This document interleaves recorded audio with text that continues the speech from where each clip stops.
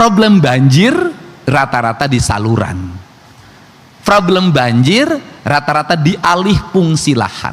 Gubernur yang tahu tentang betapa pedihnya jadi orang miskin itu Pak Dedi, menurut Kang Fatur dari Banten. Kang Fatur bukan orang asli Jawa Barat, bukan, tapi Kang Fatur dari Banten selalu menyimak Pak Dedi, dan saya bangga walaupun saya orang Banten membela Pak Dedi itu saya bangga. Ya, bukan Saifullah Prabowo terkejut melihat pidato Kang Deddy Ngaji ini.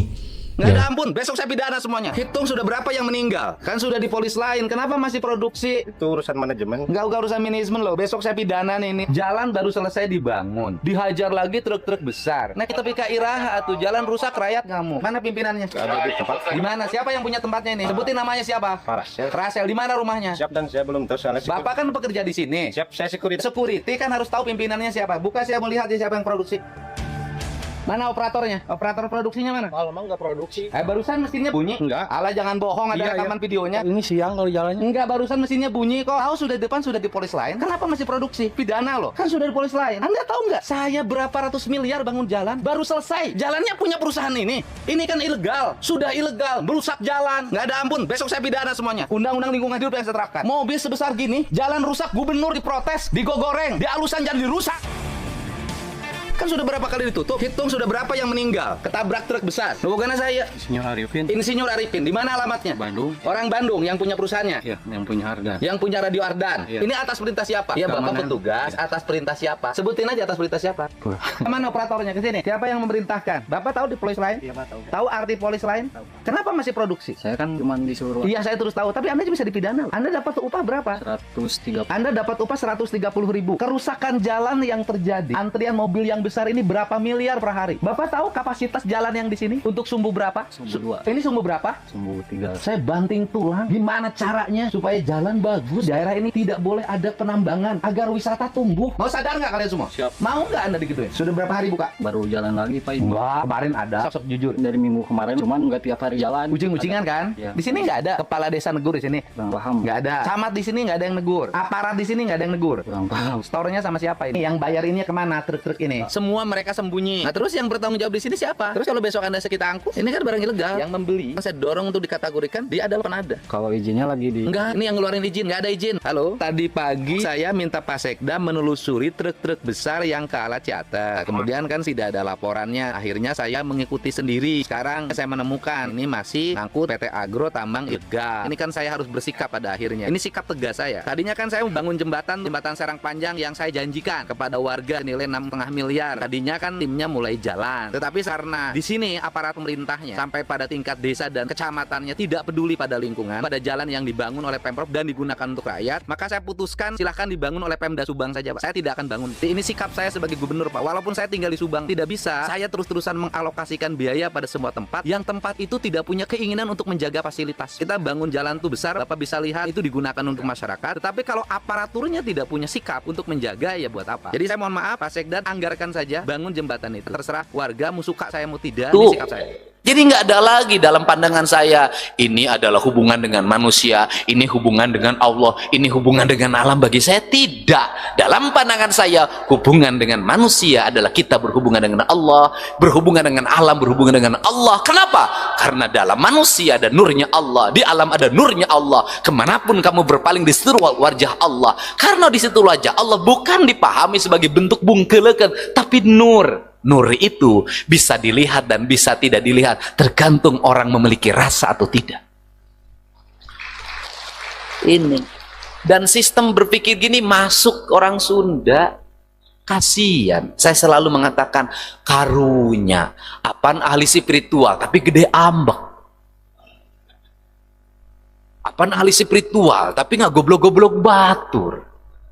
Di mana spiritual? Nah itu. Asa teka pagi.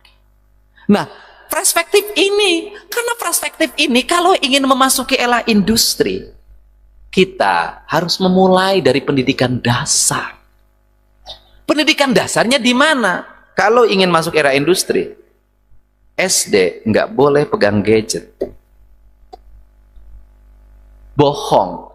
Anda ingin masuk ke era industri, SD sudah diajarin gadget. Nggak ada.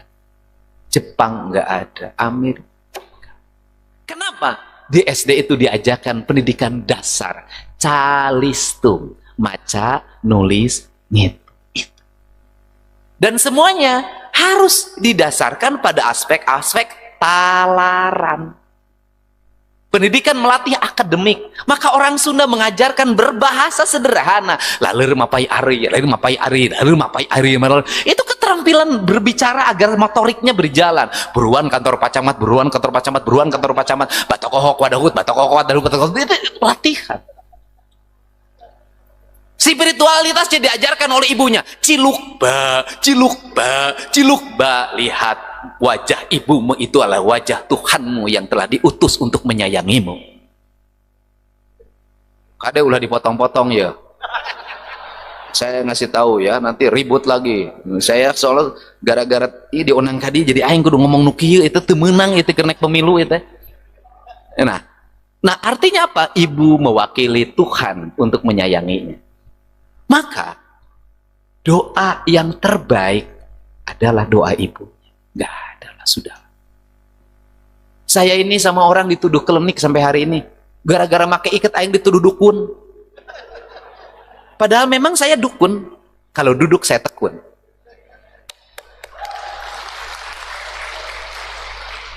Hanya dukunlah yang akan memenangkan pertarungan. Orang yang duduk dan tekun. Nah, kenapa? Saya ini orang yang saya cukup minta doa itu sama ibu saya aja udah sampai hari ini. Sampai hari ini. Ke WA saya tuh sudah ngajakin banyak orang. Pak kudu mencit munding, aing mah mencit unggal bulan geus teh. Pak kudu mandi di 7 tampian, aing mah unggal poe ge mandi. Pak ieu teh cenah kudu diwirid heula, unggal poe ge wirid. Saya tuh bandel, Pak. Enggak mau saya dari dulu. Dari dulu saya enggak percaya. Karena apa nggak percaya? Lamun si eta ahli pelet, pamajikanana geulis. Pamajikan kabogo kau geulis kena kabogo aing sebut ahli pelet. Lamun si eta ahli bisa ngajadikeun lurah, bisa ngajadikeun bupati kulantaran nanya kasih eta nyalonnya sorangan. Sederhana. Tetapi aspek ini sudah diambil alih secara ilmiah. Saya percaya ilmiah. Siapa? Survei. Saya orang yang menggunakan metodologi akademis ini sebagai standarisasi saya. Gak ada tuh, bohong. Mau enu mau jadi dukun, tak percaya. Dan saya termasuk teboga pananyaan, teboga guguruan. Guru aing mah alam kabeh ya guru aing. Dukun aing sahab purah pananyaan indung. Karena saya meyakini walaupun ibu saya sudah tidak ada, tinggal ada kuburannya, bagi saya dia tetap ada di hati saya dan selalu memberikan panduan. Itu hati saya. Sudahlah. Boleh dong saya punya keyakinan pada ibu saya. Nah, pendidikan ini perlu dibangun. Kenapa? Era hari ini, mohon maaf, kita ngomong industri ketinggian. Era hari ini anak-anak SD 10 tahun ke depan kita akan miliki orang-orang yang tidak sabaran. Yang kalau ada kesulitan dia mudah frustasi. Kalau ada kesusahan dia mudah minum mabuk. Kalau ada problem dia mudah narkoba. Kenapa? Karena sejak kecil sudah tidak diajarkan lagi kesabaran. Angitan itu nggak apa-apa, memang tulisan bagus sudah ada di komputer. Bener, saya tahu. Tetapi saya termasuk yang sampai hari ini nulisnya jelek. Maka saya ganti dengan yang lain metodologinya agar saya sabar gitu loh. Kenapa Deddy Mulyadi tekanan hidupnya tinggi, yang menghinanya banyak, diporo, diudag, ini nggak pernah berhenti.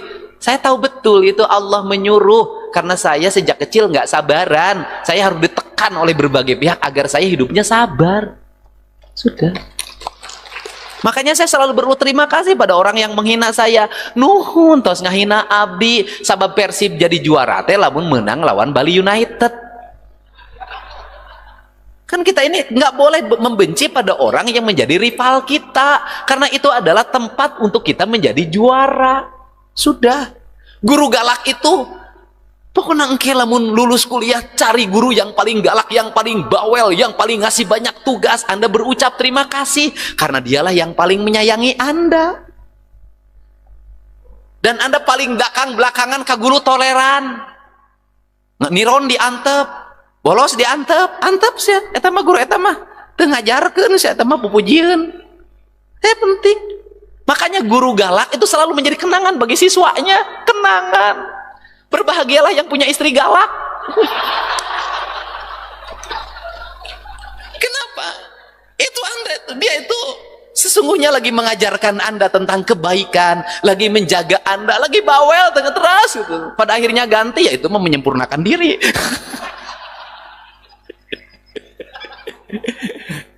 Nah, tapi saya emang enggak.